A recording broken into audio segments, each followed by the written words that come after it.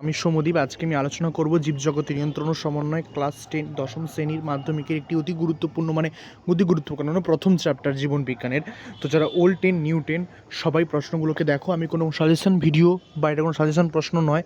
হ্যাঁ, এটা হচ্ছে আমার question series, MCQ question series. তোমরা চাইলে বড় বড় প্রশ্ন কী করতে হবে সেটা আমাদের প্লেলিস্টে চেক করতে পারো। সৌম্যদীপ মুনিয়ান ইউটিউব চ্যানেলে সার্চ করে সেখানে গিয়ে সার্চ করতে পারো, প্লেলিস্ট অনুযায়ী দেওয়া আছে।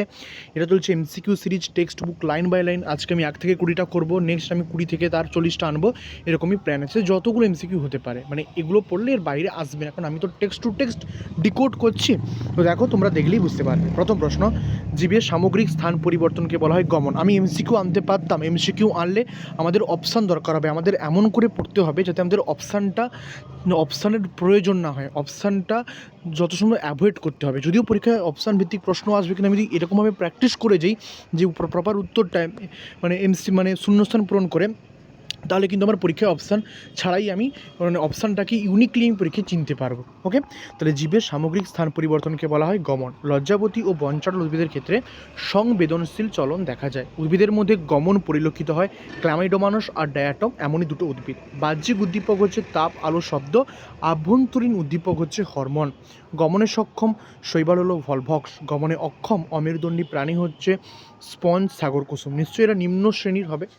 রোটেশন লক্ষ্য করা যায় পাতা শ্যাওলার পাতার কোষে। সার্কুলেশন বা আবর্তগতি লক্ষ্য করা যায় কুমড়ো গাছের কাণ্ডের রোমে। সিসমোনাস্টিক চলন পরিলক্ষিত হয় লজ্জাবতী লতার পাতা স্পর্শ করলে। প্রকরণ চলন পরিলক্ষিত হয় বনচাড়াল উদ্ভিদের ক্ষেত্রে।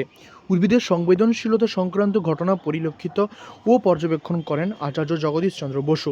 কেসকোগ্রাফ ও ইলেকট্রিক প্রোব প্রভৃতি যন্ত্রের আবিষ্কারও এই জগদীশচন্দ্র বসুই করেন। কিন্তু এদের সাহায্যে কী করা হয়? উদ্দীপক প্রয়োগে উদ্ভিদের প্রতিক্রিয়া দেখানো হয়। ওকে, উদ্ভিদের চলন মূলত 3 প্রকারের হয়। আলোর প্রভাবে স্থান পরিবর্তনকে বলা হয় ফোটোট্যাকটিক চলন।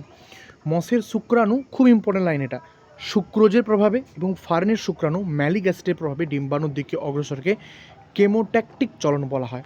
উৎসের গতিপথ অনুসারে উদ্ভিদের চলনকে বলা হয় হাইড্রোটপিক চলন বা জলবৃত্তি চলন। মানে জলের উৎসের গতিপথ অনুসারে চলনকে বলা হয়, সেটা ভুল বললাম, উৎসের গতিপথ অনুযায়ী যে চলন তাকে বলে হাইড্রোট্রপিক চলন।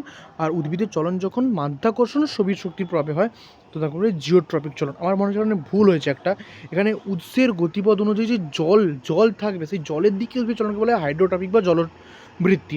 আর মাধ্যাকর্ষণ থাকলে তা বলে জিওট্রপিক চলন। এবার মাধ্যাকর্ষণে হয় কি, প্রতিকূল অভিকর্ষবর্তী পরিলক্ষিত হয়, যেটা সুন্দরী গাছের শ্বাসমূলে দেখা যায়। আবার মূলের গমন হচ্ছে অনুকূল অভিকর্ষবর্তী। এটা কাইন্ডলি একটা ভুল হয়ে গেছে, ঠিক করে নেবে যে উৎসের গতিপথ অনুসারে ঠিক করে নেবে। উৎস মানে অ্যাকচুয়ালি ঠিকই আছে, এখানে জলটা দিলে একটু ভালো হতো, যে জল উৎস সেই ভিত্তিতে, যেহেতু হাইড্রোট্রপিক, হাইড্রো মানে জল, সেই জল কথাটা ইম্পর্টেন্ট ইনক্লুড করা ইম্পর্টেন্ট। ষোলোটাও ইম্পর্টেন্ট, খুব ভালো করে পড়বে। আমি এমসিকিউ দিয়েছি মানে শুধু শূন্যস্থান দিয়েছি, মানে শুধু শেষেরটা ইম্পর্টেন্ট নয়, পুরো লাইনটাই কিন্তু ইম্পর্টেন্ট। তুমি যদি পুরো লাইনগুলো কি 20টা দিলাম, 20টাই যদি মুখস্থ করতে পারো তো রেডি হয়ে যাও একটা মাধ্যমিকের খুব ভালো রেজাল্টের জন্য। আর চ্যানেল নতুন হয়ে থাকলে সাবস্ক্রাইব করে আগিয়ে দাও। আর আমি কথা দিচ্ছি ভিডিও আসবে।